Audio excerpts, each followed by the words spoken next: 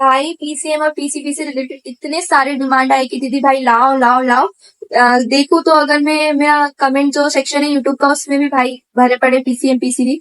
Insta में DM में भी पीसीबी पीसीएम से रिलेटेड भाई दीदी वीडियो लेकर आओ यही मतलब मुझे देखने को मिल रहा है। तो मैंने फाइनली आप लोगों के लिए फिजिक्स के लिए वीडियो लेकर आई हूँ। तो इस वीडियो में हम लोग क्या क्या कवर करने वाले हैं। इस वीडियो में सबसे पहले तो सिलेबस कवर करेंगे। काफी सारे स्टिल बहुत सारे बच्चों को सिलेबस के बारे में मतलब कम आइडिया रहता है, तो वो चीज भी हम लोग अच्छे से डिस्कस करने वाले हैं ताकि कोई भी कंफ्यूजन ना रहे आप लोगों को।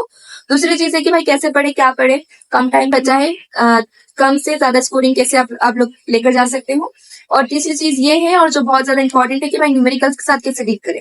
लास्ट है कि लास्ट टाइम जो आप लोगों का पेपर आया था हम लोगों का जो हम लोगों ने दिया था 2023 का, उसमें से कौन कौन से चैप्टर से जिसमें से क्वेश्चन 3 से 4 क्वेश्चन आए थे। तो फिजिक्स में एक ही चैप्टर में से आप लोगों को 3 से 4 2 से 3 क्वेश्चन तो देखने को मिले थे। मतलब मेरे को खुश शौक था कि भाई ये लोग एक चैप्टर में से इतना सब कुछ कैसे दे सकते हैं, बट उन लोगों ने दिया। और उन लोगों ने पता है ये भी नहीं कि टफ, उन लोगों ने बहुत इजी वे में फिजिक्स का पेपर रेडी किया था। आप लोगों को बिलीव नहीं होगा पर मुझे फिजिक्स में सबसे ज्यादा स्कोरिंग मिली थी। मतलब बायो जिसमें मैं इतनी अच्छी हूँ, बोर्ड्स में मैंने बायो में टॉप किया था भाई। अब उसमें उसको भी छोड़ दो भाई, मेरे को फिजिक्स में हाईएस्ट नंबर मिले अपने जितने भी थे उसमें। तो सोच लो कि फिजिक्स का पेपर कितना इजी आया था। मुझे फिजिक्स तो पसंद ही नहीं थी, पर फिर भी जब से मेरे नंबर इसमें ज्यादा है मुझे पसंद आने लग गई है ये। तो चलो इस पे बात करते हैं। सबसे पहले हम सिलेबस डिस्कस करेंगे।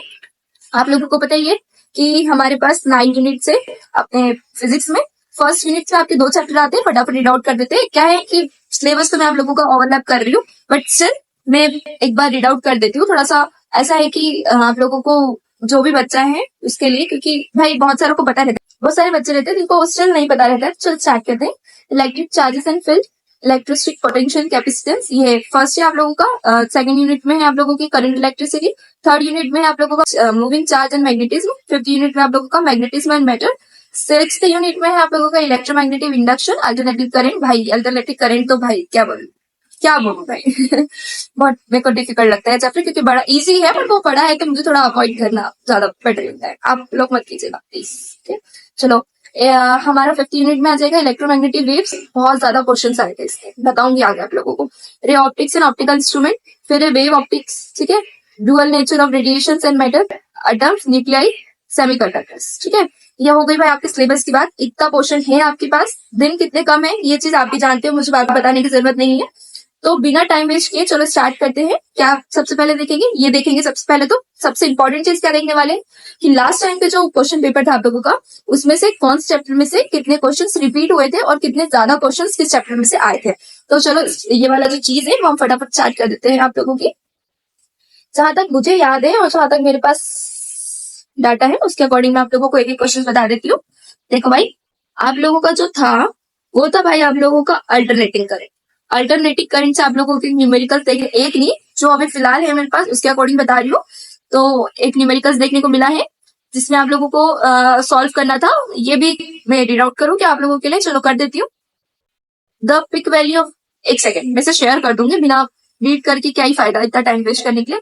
कुछ नहीं, आप लोगों को शायद तक इसमें क्या फाइंड करना था, how long will it take the current to reach peak value starting from 0। कुछ डाटा दिया था और ये आप लोगों को फाइंड करना था, ठीक है। जो था वो था आपका नेक्स्ट था लाइमन पास्चन सीरीज, जो हाइड्रोजन स्पेक्ट्रम सीरीज होती है, और उससे आप लोगों को डायरेक्ट क्वेश्चन आ गया था, जो कि भाई ये डायरेक्ट था, एकदम डायरेक्ट था। ये देखो मैं बता दिया आपको, ये डायरेक्ट था। इसमें से देखो आप लोगों को नाम दे दिए थे और ये पूछ लिया था आप लोगों से कि भाई बताओ कि ये वाली थी, ये इसकी कौन सी थी, इसकी कौन सी थी। देख लो कितना डायरेक्ट क्वेश्चन था और एकदम बहुत बहुत इजी लेवल का था। अगर बच्चे ने अगर इसको एक बार भी देखा होगा ना तो बहुत इजीली इसको समझ में आ गया होगा कि भाई हाँ, 4 नंबर तो उसके वहीं पक्के हो गए थे। फिर ये आया था आप लोगों का spherical conductor of radius R is uniformly charge having surface charge density. और फिर इसका सिग्मा द इलेक्ट्रिक फील्ड। भाई देखो इलेक्ट्रिक फील्ड इंटेंसिटी से भी आप लोगों का क्वेश्चन आया था, ठीक है।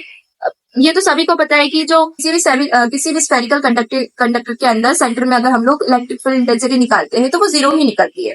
आप लोगों को कहाँ से क्वेश्चन देखने को मिलता, फिर मिला था आप लोगों को पैरेलल प्लेट कैपेसिटर से क्वेश्चन देखने को मिला था। फिर आप लोगों को मिला था एक कंपाउंड माइक्रोस्कोप, जो कि मतलब कंपाउंड माइक्रोस्कोप से क्वेश्चन देखने को मिला था, जो कि आप लोगों को कहीं में था, रे ऑप्टिक्स में था। फिर मिला था आप लोगों का वो आप लोगों ने वो वाला चैप्टर पढ़ा होगा शायद, ये काय में था, ये शायद डुअल नेचर में था आई थिंक सो। वो ब्राइट और ब्लैक फ्रिंज का समथिंग कुछ क्वेश्चन था, उसमें से भी आप लोगों को देखने को मिला था डायरेक्ट क्वेश्चन। फिर उसके बाद आप लोगों का टॉर्क से रिलेटेड आया था, फिर आया था आप लोगों का एडी करंट, ठीक है। फिर डायोड, डायोड तो आप लोगों को पता ही होगा। उस डायोड में आप लोगों को शायद फिगर वगैरह समथिंग ग्राफ वगैरह के अकॉर्डिंग निकाला था उसका आंसर। फिर आप लोगों का मिला था आप लोगों को उस पे कहीं पे था ये वाला क्वेश्चन, ये इलेक्ट्रोमैग्नेटिक वेव्स में से मिला था एक क्वेश्चन। फिर आप लोगों को मिला था आप लोगों का ये कौन सा है, शायद 4th चैप्टर का क्वेश्चन है। फिर उसके बाद मतलब ऐसे काफी सारे थे, और मैं बस इतना बताऊंगी इसमें आप लोगों को। खैर ये सब तो हम लोग बाद में करवाएंगे आप लोगों को, लेकिन फिलहाल मैं आप लोगों को इतना बता देती हूँ कि जो मोस्ट इंपॉर्टेंट चैप्टर है वो कौन कौन से है, लिखना ये जरूर है। Electromagnetic waves most most important chapter है भाई। आप जानते हो कि आप उस चैप्टर को सिर्फ 1 घंटे में कंप्लीट कर सकते हो, सिर्फ और सिर्फ 1 घंटे में आप लोग वो चैप्टर पूरा निपटा सकते हो, पूरा। उसमें से डायरेक्ट थ्योरी पे, मतलब थ्योरी बेस्ड क्वेश्चन थे भाई। उसपे से 2 से 3 क्वेश्चन पूछे गए थे उस चैप्टर में से, 2 से 3, सिर्फ 2 से 3 डिजिट सुन के मत एज्यूम कीजिए भाई। एक नंबर 4 नंबर, एक क्वेश्चन 4 नंबर का है। 12 नंबर या 12 से 16 नंबर आप लोगों को सिर्फ इलेक्ट्रोमैग्नेटिक वेव्स मिल जाते हैं, जो कि सिर्फ आप लोगों का 1 घंटा लेगा प्रिपेयर होने में। और न्यूमेरिकल्स नहीं, डायरेक्ट भाई लाइव सीरीज का बताओ क्या फॉर्मूला था।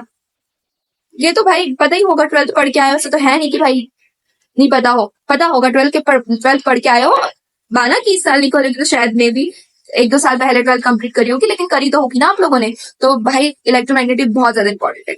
इसके बाद है करंट इलेक्ट्रिसिटी। अल्टरनेटिंग करंट से एक या दो समथिंग क्वेश्चन आए थे, ज्यादा नहीं आए थे। चैप्टर बड़ा है, चाहो कम टाइम में अवॉइड कर सकते हो। न्यूमेरिकल्स आया था उस पर, ठीक है।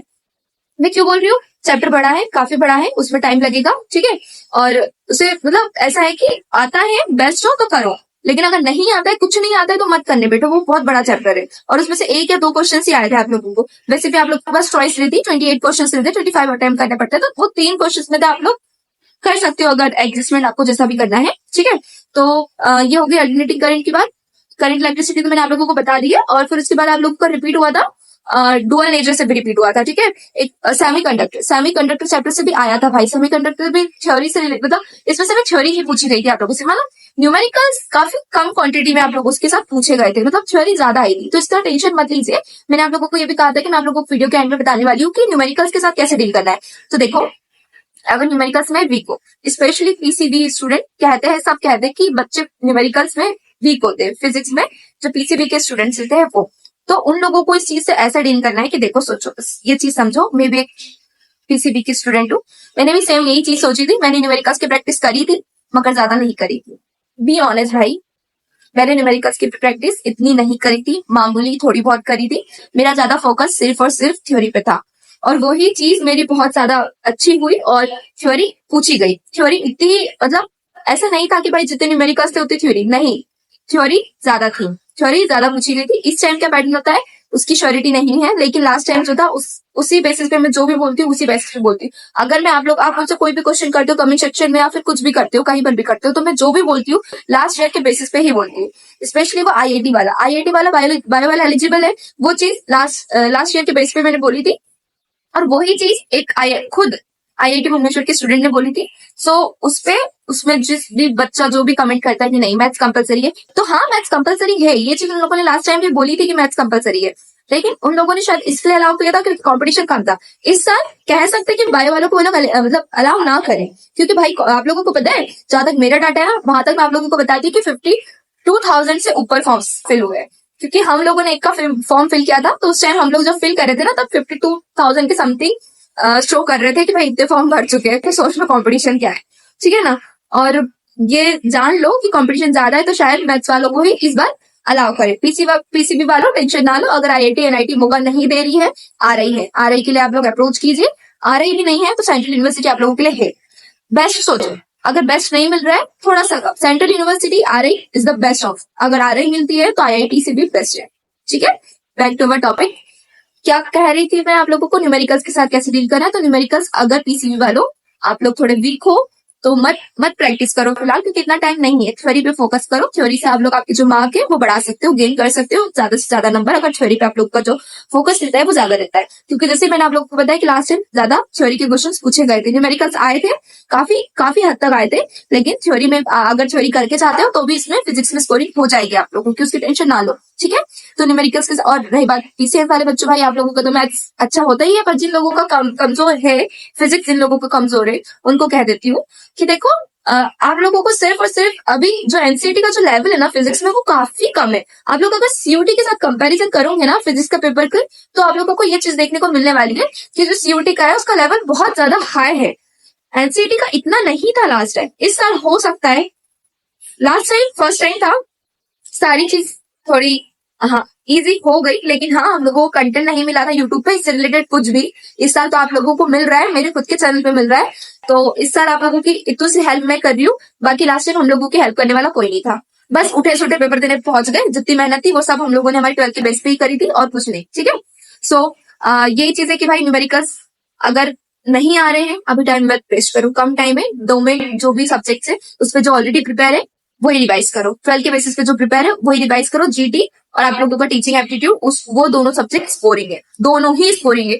दोनों में से अगर पूछो ज्यादा स्कोरिंग कौन है, टीचिंग एप्टीट्यूड ज्यादा स्कोरिंग है, ठीक है, उस पर ज्यादा फोकस डालिए। और न्यूमेरिकल्स अवॉइड करना चाहो तो कर सकते हो, ऑप्शंस भी मिलते हैं आप लोगों को, 3 छोड़ सकते हो क्वेश्चन, ठीक है। तो आप लोग उस पर ज्यादा थ्योरी कीजिए, क्योंकि न्यूमेरिकल इतना टाइम भी नहीं मिलता है। अगर देखो मान लो सपोज करो अगर आप लोग अभी टाइम भले ही आप लोग चाहते नहीं हम तो न्यूमेरिकल्स करेंगे, हमको न्यूमेरिकल्स करके आना, हमको पूरे पूरे नंबर चाहिए, पूरे नंबर चाहिए, तो ये खुद सोचो एक क्वेश्चन को 1 ही मिनट देना है। टाइम लिमिट समझ रहे हो, 180 मिनट का आप लोगों का पेपर है, 160 क्वेश्चन है। कुछ टाइम तो वो सेंटर वाले जो टीचर्स रहते हैं वो ही कभी फोटो चिपकाओ, कभी सिग्नेचर करो, कोई यहाँ सिग्नेचर करो, को वहां, वो लोग ना आधा टाइम ले लेते हैं आप लोगों का। यानी आप लोग सोचो कि आप लोगों के पास एक क्वेश्चन के लिए सिर्फ और सिर्फ 1 मिनट है। तो न्यूमेरिकल्स आप लोग खुद सोचो, अगर आप न्यूमेरिकल्स में अच्छे हो, एकदम एकदम एक्सपर्ट हो, कि भाई 1-2 मिनट में डालोगे न्यूमेरिकल्स, मतलब 2 भी नहीं भाई 1 मिनट में आप लोग उसको समझ भी लोगे, आंसर भी निकाल लोगे, तो उस पे जाओ। अदरवाइज ये चीज ध्यान रखिएगा, 1 मिनट में एक क्वेश्चन करना है, करना ही करना है, ठीक है। तो जो बेस्ट न्यूमेरिकल्स में वो फिलहाल न्यूमेरिकल्स की तैयारी स्टार्ट कर दे, लेकिन जो बच्चा वीक है मत पढ़ो न्यूमेरिकल्स के पीछे, थ्योरी करो, उससे स्कोरिंग होगी, अच्छे नंबर आएंगे, ट्रस्ट में। लास्ट टाइम जो आया था उसके बेसिस पे बोल रही हूँ, ठीक है, मत टेंशन लो, हो जाएगा। जो चैप्टर्स बताए हैं एक बार रिपीट कर लेती हूँ। Electromagnetic waves, semiconductor, alternating current में भाई थोड़ा सा बड़ा है, लेकिन 1-2 न्यूमेरिकल्स देखने को मिले थे लास्ट टाइम, ठीक है। आप लोगों का फर्स्ट सेकंड भी इंपॉर्टेंट है। फिर उसके बाद आप लोगों का डुअल नेचर वाला मैंने आप लोगों को बताया होगा, लेंस वाला जो चैप्टर है आप लोगों का, उसमें से last time primary secondary rainbow से रिलेटेड क्वेश्चन आया था। प्राइमरी और सेकेंडरी से रिलेटेड एक आया था कि 2 आया था मुझे याद नहीं है, लेकिन उस चैप्टर में से लेंस में से क्वेश्चन आया था। और इंटेंसिटी, मैग्नेटिक फील्ड इंटेंसिटी से भी क्वेश्चन आया था, रीड किया था मैंने, ठीक है। तो ऐसे कुछ चैप्टर से देखो, फिजिक्स में तो उन लोगों ने ना ऑलमोस्ट सारे चैप्टर्स में से क्वेश्चन दिए थे। पैरेलल प्लेट कैपेसिटेंस में से भी आया था, ऑलमोस्ट सारे ही चैप्टर्स में से उन लोगों ने आप लोगों को क्वेश्चन पटक दिए थे उठा के। पता नहीं कैसे हम लोगों ने मैनेज कर लिया, लेकिन सारे सबसे ज्यादा इलेक्ट्रोमैग्नेटिक वेव्स में से दिखे थे, जो सबसे छोटा सा चैप्टर, सबसे छोटा सा।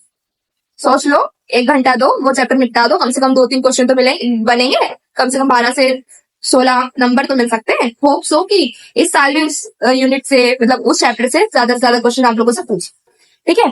तो ये कुछ इन्फॉर्मेशन थी जो मेरे को आप लोगों को देनी थी फिजिक्स से रिलेटेड। अगर अब भी कुछ डाउट है तो आप बताइए। और हाँ, कैसे पढ़ना है फिजिक्स, कहाँ से पढ़ना है फिजिक्स, देखो 12th में जो पढ़ा है उसी को फिलहाल रिविजन करो भाई, इतना टाइम नहीं बचा। उसके बावजूद अगर पढ़ना चाहते हो, यूट्यूब पे इतने अच्छे टीचर्स है, इतने अच्छे टीचर्स है, बस आप लोगों को एक चैप्टर डालना है, 1 शॉट देखना है, हो जाएगा।